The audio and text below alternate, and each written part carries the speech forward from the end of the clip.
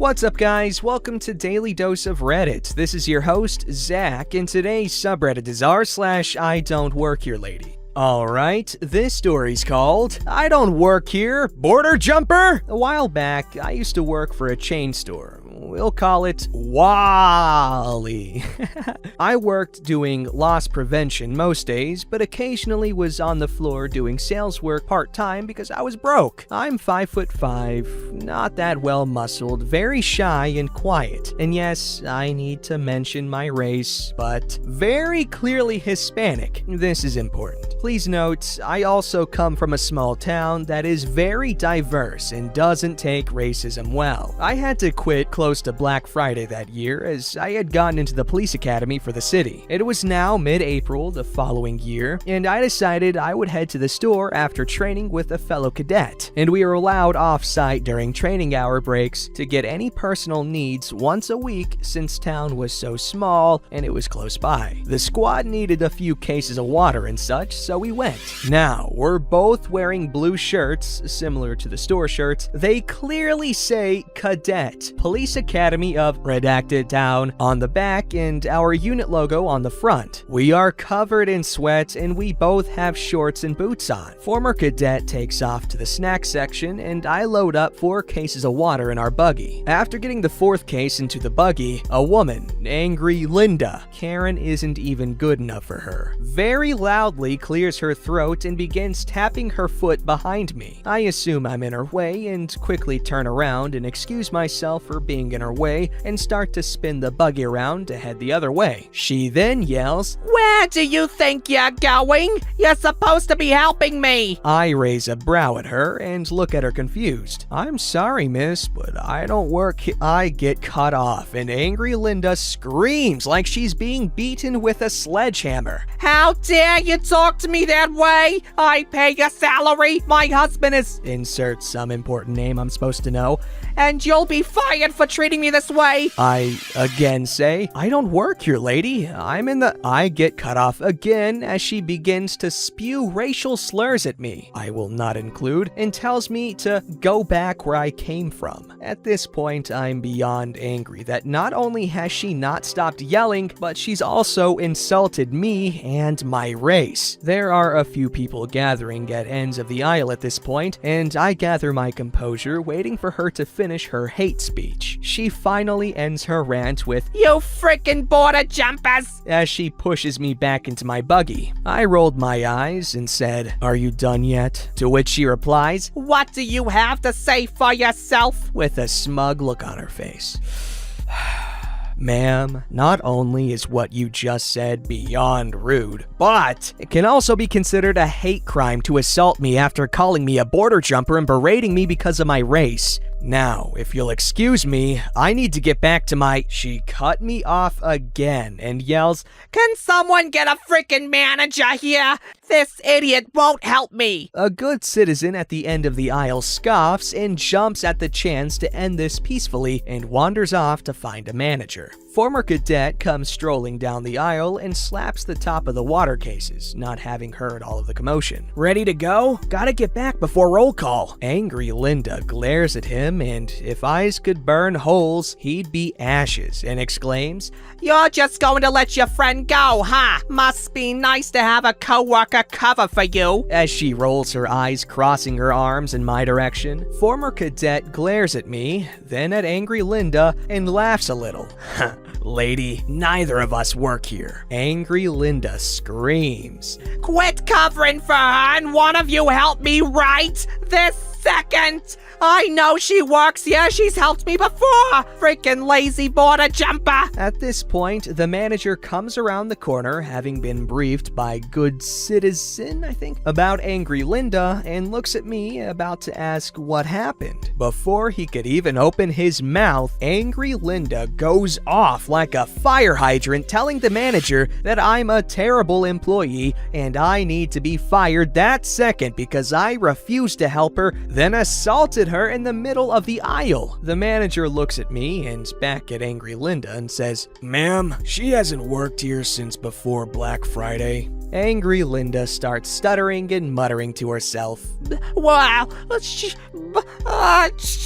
Manager turns to me. What happened, Mav? My nickname. I explained the entire situation to him and mentioned how she had pushed me backwards into the buggy. Angry Linda butts in. I did no such thing. Manager looks up at the ceiling and points. Let's go to my office and see what story the camera tells. Angry Linda, former cadet, and I walk to the office, and good citizen customer follows. Angry Linda sits in the chair next to the manager and glances away shyly as she knows she did wrong. Manager reviews the tapes and asks Good Citizen what words were exchanged. Good Citizen tells manager, and manager glares at Angry Linda. First of all, I want you to apologize to her for assaulting her and racially profiling her. Then, I want you to sit there and wait while I take care of having you banned from my store, because I cannot tolerate such ignorant and blatantly rude behavior in my store. Angry Linda sheepishly looks down and mutters. Sorry. Manager looks at me. Would you like to press charges on her? I can call and have a car here in 5. I shrug and former cadet says, if you don't press charges, she'll get away with it. Good customer says, I'm a former police officer. She assaulted you. She verbally attacked your race. It is legally a crime. Before I even say a word, manager is on the phone with my non-emergency dispatch requesting an officer for assistance. Lo and behold, my sergeant, who treats me like his child because he knows I'm not the best at being in charge, hence why I'm in the academy, to learn to be that way. He pulls up and gives me the dagger eyes. Murph, what the hell did you do? I look down and reply, sir, I didn't. Good customer comes up behind, pats my shoulder, and softly begins to tell Sergeant what happened. Sergeant, who is 6'4" and 250 plus pounds and a very scary dude, gets a very angry look on his face and storms past us and gets in Angry Linda's face. Let me tell you something, Miss Thing.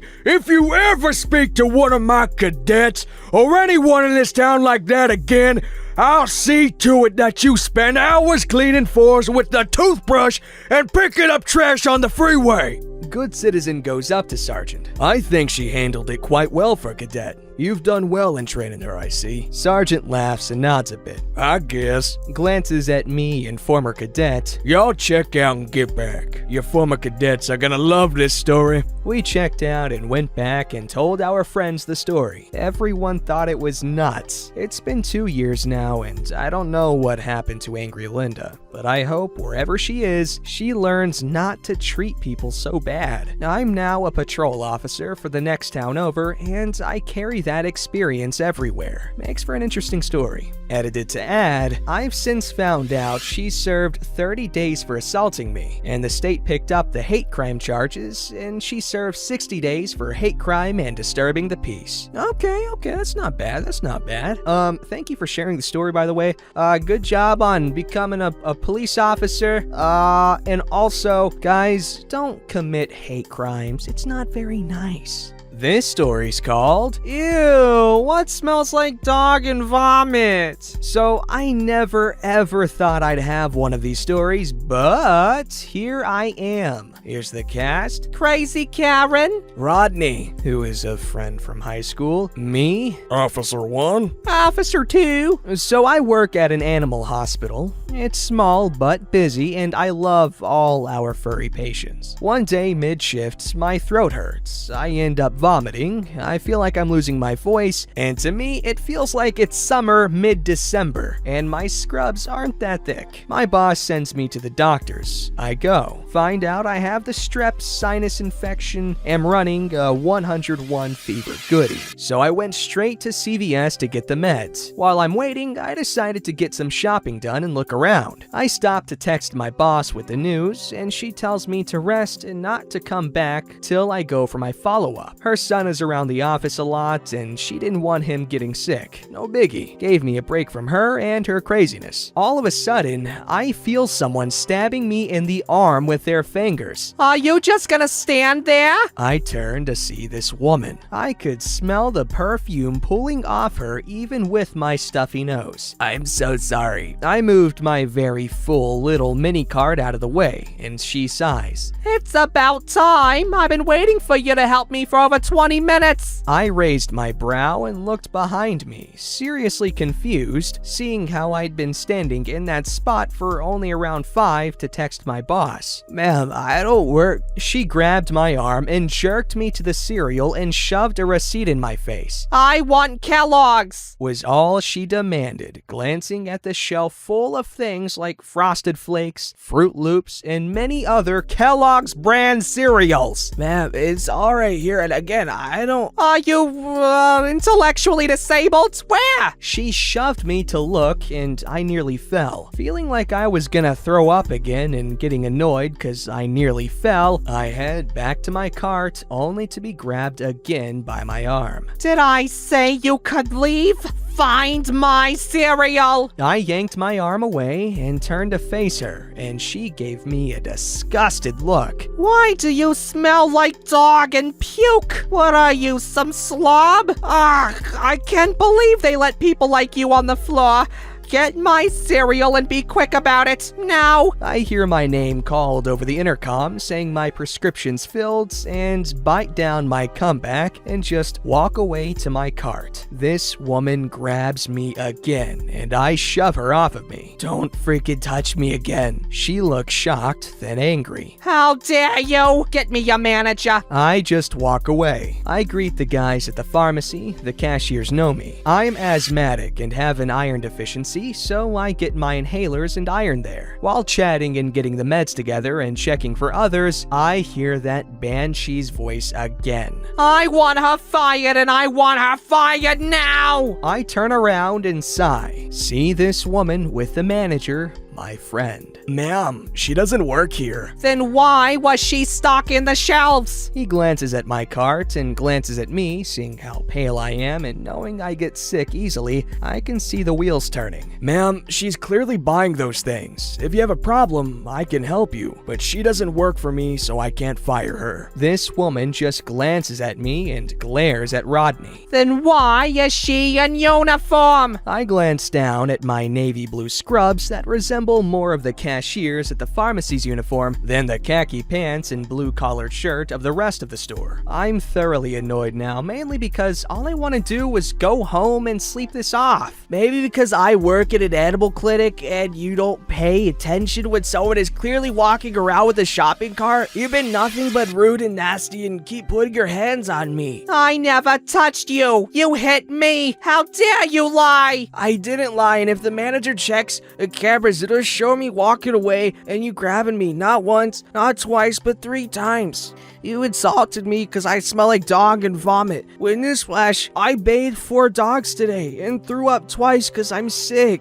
Ma'am, I suggest you please leave before I have to call the police. I can't have someone harassing my customers. She's lying. I'm calling the police. This is discrimination. She ended up calling the cops while I was ringing up the rest of my shopping, and Rodney stood by my car while I drank some OJ waiting. The cops show up and she ended up telling them how the manager and I were apparently a couple and were harassing her when all she wanted to do was buy some cereal for her sick kids. The cops pull Rodney away and question him. While doing that, this idiot comes walking over to me like she won cause she called the cops, and with that sing-songy voice of a child that just tattled on a sibling. You're in for it now, little bimbo. Ma'am, please move away from her. Cop 1 stands by me while Cop 2 follows Rodney inside. After about 15 minutes, the Cop 2 comes out and comes right to me. Ma'am, I'm very sorry for the inconvenience. Would you like to press charges? I want to go home. Am I free to go? Of course, you have a nice night. They followed her back to her car, which was double parked,